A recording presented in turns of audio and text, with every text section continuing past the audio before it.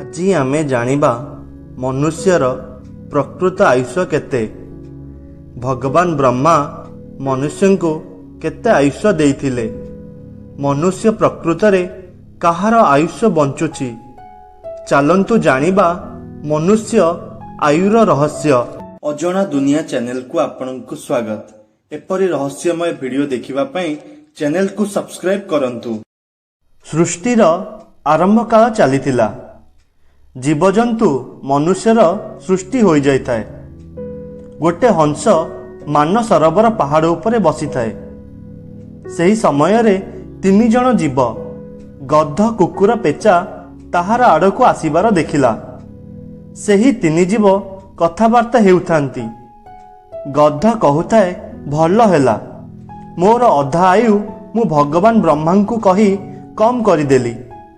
ସେହିପରି ପେଚା ବି କହୁଥାଏ, ମୋର ବି ଭଲ ହେଲା, ମୋର ଅଧା ଆୟୁ ମୁଁ ବ୍ରହ୍ମଦେବ କମ୍ କରିଦେଲେ। ସେହିପରି କୁକୁର ବି କହୁଥାଏ। ଏହା ଶୁଣି ହଂସ ଆଶ୍ଚର୍ଯ୍ୟ ହୋଇଗଲା।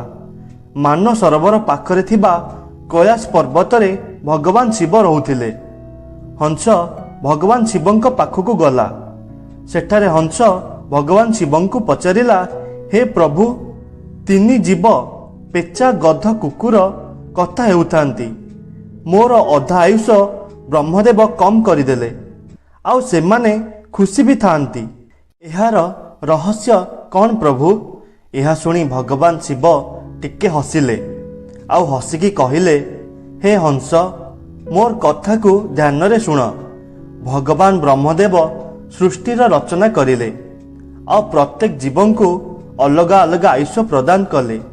କିନ୍ତୁ ଏହି 3 ଜଣ ଭଗବାନ ବ୍ରହ୍ମଦେବଙ୍କ ପାଖକୁ ଗଲେ। ଯାଇ ବ୍ରହ୍ମଦେବଙ୍କୁ ପଚାରିଲେ, ହେ ପ୍ରଭୁ, ଆମମାନଙ୍କର ଆୟୁଷ କେତେ ଆମକୁ କୁହନ୍ତୁ। ଏହା ଶୁଣି ଭଗବାନ ବ୍ରହ୍ମାଙ୍କ ପାଖରେ ଆଗରୁ ଉପସ୍ଥିତ ମନୁଷ୍ୟ କହିଲା, ହଁ ଭଗବାନ, ମୋର ବି ଆୟୁଷ ସ୍ଥିର କରିଦିଅନ୍ତୁ। ଭଗବାନ ବ୍ରହ୍ମା କହିଲେ, ମୁଁ ତୁମ 4 ଜଣଙ୍କୁ 40 ବର୍ଷ ଲେଖା ପ୍ରଦାନ କରୁଛି। ଯାଅ, ପୃଥିବୀ ପୃଷ୍ଠରେ ନିଜ ଆୟୁଷକୁ ଭୋଗ କର। ସେତେବେଳେ ଗଧ ଏହି କଥା ଶୁଣି କହିଲା, ହେ ପ୍ରଭୁ, ଆପଣ ଏ କ'ଣ କରିଦେଲେ? ଆପଣ ମୋ ଆୟୁଷ 40 ବର୍ଷ କରିଦେଲେ। ମୁଁ ତ ବୋଝ ବୋହି ବୋହି ମରିଯିବି। ହେ ଭଗବାନ, ଆପଣ କୃପା କରିକି ମୋ ଆୟୁଷ 20 ବର୍ଷ କମ୍ କରିଦିଅନ୍ତୁ।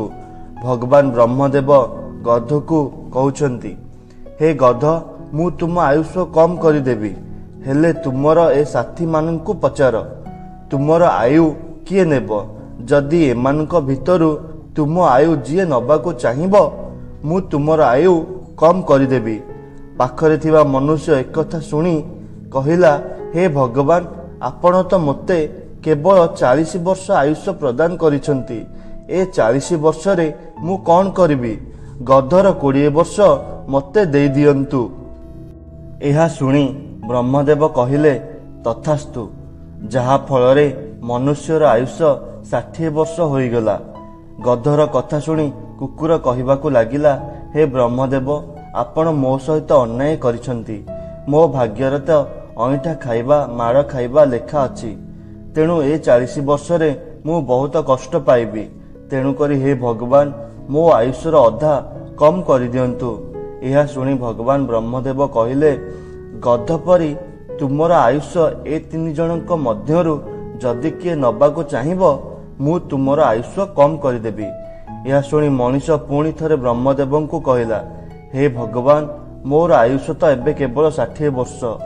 ମୁଁ ଏତେ ବଡ଼ ସଂସାରରେ 60 ବର୍ଷରେ କ'ଣ ବା କରିପାରିବି? ହେ ଭଗବାନ, କୁକୁରର ଅଧା ଆୟୁଷ ମୋତେ ଦାନ କରିଦିଅନ୍ତୁ। ଏହା ଶୁଣି ବ୍ରହ୍ମଦେବ କହିଲେ, ତଥାସ୍ତୁ। ଏହାପରେ ମନୁଷ୍ୟର ଆୟୁଷ 80 ବର୍ଷ ହୋଇଗଲା। ତାପରେ ପେଚା, ସିଏ ବା କାହିଁକି ପଛକୁ ରହିଥାନ୍ତା? ପେଚା କହିବାକୁ ଲାଗିଲା, ହେ ଭଗବାନ, ମୋ ଜୀବନରେ ମୋତେ କେବେ ଦିନରେ ଦେଖାଯିବନି। ମୁଁ କେବଳ ରାତିରେ ହିଁ ବାହାରକୁ ବାହାରିବି। ଆଉ ଏମିତି ଜୀବନରେ ମୁଁ 40 ବର୍ଷ କ'ଣ କରିବି? ମୋର 20 ବର୍ଷ କମ୍ କରିଦିଅନ୍ତୁ।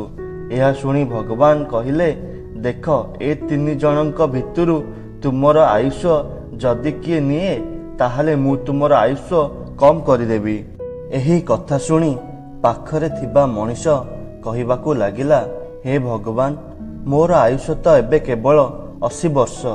ଏ 80 ବର୍ଷରେ ମୁଁ କେଉଁ କେଉଁ କାର୍ଯ୍ୟ କରିବି?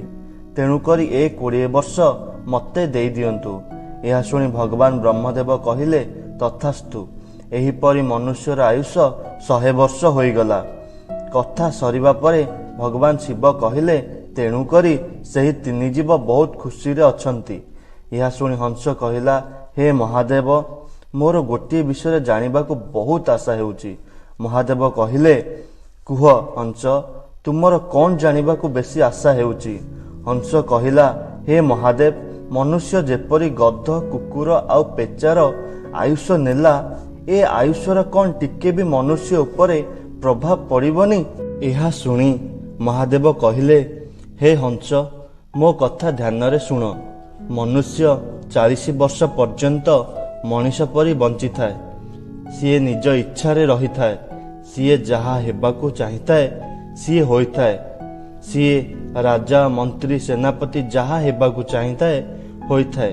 ଯେତେବେଳେ ତାର 40 ବର୍ଷ ପୁରା ହୋଇଯାଇଥାଏ, ସେତେବେଳେ ତାର ପରିବାର, ତା ସ୍ତ୍ରୀ, ଛୁଆ, ମା ବାପାଙ୍କ ଦାୟିତ୍ୱ ତା ଉପରକୁ ଆସିଯାଇଥାଏ। ସେତେବେଳେ ସିଏ ଗଧ ପରି ପରିଶ୍ରମ କରେ ତାର ପରିବାରକୁ ବଢ଼ାଇବା ପାଇଁ। ତା ଇଚ୍ଛାରେ ରହିପାରେ ନାହିଁ। ଯେତେବେଳେ ସିଏ 60 ବର୍ଷ ଅତିକ୍ରମ କରିଥାଏ, ତାର ପରିଶ୍ରମ କରିବାର କ୍ଷମତା କମିଯାଇଥାଏ। ସିଏ ନିଜ ପିଲାମାନଙ୍କ ଭରସାରେ ବଞ୍ଚିବାକୁ ଲାଗେ। ତାର କଥାକୁ କିଏ ମାନନ୍ତିନି। ବହୁତ କମ୍ ଲୋକ ଅଛନ୍ତି ଯିଏ ବାପା ମାଙ୍କ କଥା ମାନନ୍ତି। ତାକୁ କୁକୁର ପରି ବ୍ୟବହାର କରାଯାଏ।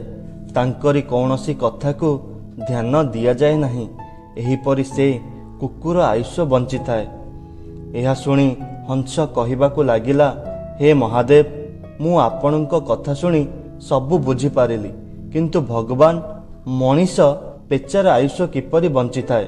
ମହାଦେବ କହିଲେ, ଯେଉଁ ମଣିଷ 80 ବର୍ଷ ଅତିକ୍ରମ କରିଥାଏ, ସେବେଠାରୁ ତାର ପେଚାର ଆୟୁଷ ଆରମ୍ଭ ହୋଇଯାଇଥାଏ। 80 ବର୍ଷ ହୋଇଗଲା ପରେ ତାର ପୁରା ବଳ ସରିଯାଇଥାଏ। ଶରୀରର ଅଙ୍ଗ ଠିକରେ କାମ କରେ ନାହିଁ। ସିଏ ଚାଲି ବୁଲି ପାରେ ନାହିଁ। ଆଖିକୁ ଠିକସେ ଦେଖାଯାଏ ନାହିଁ। ସିଏ ପେଚା ପରି ଗୋଟେ ଜାଗାରେ ବସି ରହେ। ସିଏ କାହାକୁ ଦେଖିପାରେ ନାହିଁ। ସେହିପରି ସେ ପେଚାର ଆୟୁଷ ବଞ୍ଚିଥାଏ। ଭଗବାନ ମହାଦେବ କହିଲେ, ହଂସ, ଏହି ପ୍ରକାର ମନୁଷ୍ୟ ଏହି 3 ଜଣଙ୍କ ଆୟୁଷ ବଞ୍ଚିଥାଏ। ସେହି କାରଣରୁ ଏହି 3 ଜୀବ, ଗଧ, କୁକୁର, ପେଚା ଖୁସି ଥିଲେ। ଏହା ଶୁଣି ହଂସ ବହୁତ ପ୍ରସନ୍ନ ହେଲା। ଏହି ରହସ୍ୟ ଜାଣିପାରିଲା। ଭିଡ଼ିଓ ଭଲ ଲାଗିଥିଲେ ଭିଡ଼ିଓକୁ ଲାଇକ୍, ଚ୍ୟାନେଲକୁ ସବସ୍କ୍ରାଇବ୍ କରନ୍ତୁ।